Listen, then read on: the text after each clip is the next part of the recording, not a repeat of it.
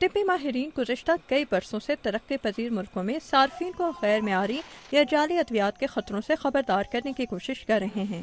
ایک نئی تحقیق کے مطابق جنوبی ایشیا اور افریقہ کے کئی ملکوں میں ملیریا کا علاج بھی ایسی دواؤں کی وجہ سے مشکل ہو گیا ہے۔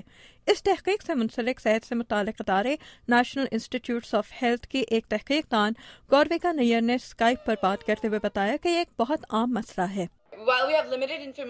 یہ دوائیں کون بنا رہا ہے اور یہ کہاں بنائی جا رہی ہیں، اس بارے میں ہمارے پاس زیادہ معلومات نہیں، لیکن ہم یہ جانتے ہیں کہ یہ مقامی دکانوں ہی نہیں بلکہ ہسپتالوں میں بھی عام دستیاب ہیں۔ نیئر کے مطابق ان کی تحقیق میں شامل بیشتر دوائیں بیکار تھیں، جعلی ڈبوں میں بند تھیں یا ان پر لیبل ہی غلط تھا۔ بعض اوقات یہ دوائیں کئی سال پرانی ہونے کے باوجود دکانوں میں رکھی ہوئی تھیں۔ ہمیں یہ جعلی دوائیں جنوبی ایشیا کے 7 ملکوں اور افریقہ کے 21 ملکوں میں ملی، لیکن مسئلہ اس سے کہیں زیادہ سنگین ہے۔ تقریباً 10 لاکھ افراد ہر سال ملیریا کی وجہ سے مارے جاتے ہیں۔ ماہرین کے مطابق ملیریا جیسے امراض کا پھیلاؤ روکنے کے لیے عالمی سطح پر ادویات کی پیداوار اور فروخت کی کڑی نگرانی بہت ضروری ہوگی۔ ادویات اور خوراک کی اشیاء کے معیار کی نگرانی کے ایک غیر منافع بخش امریکی ادارے یونائیٹڈ اسٹیٹس فارماکوپیئر کنونشن کے Patrick لکولے۔ In every country there has to be a system to regulate.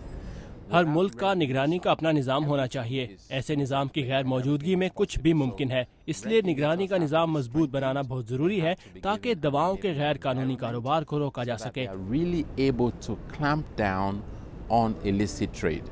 لکولے کے مطابق غیر معیاری ادویات مقامی کمپنیوں کے اعلیٰ معیار قائم نہ رکھ پانے کی وجہ سے ہی عام نہیں، بلکہ ان کے مطابق دوائیں بنانے والی بعض کمپنیاں منافع کو ترجیح بھی دیتی ہیں۔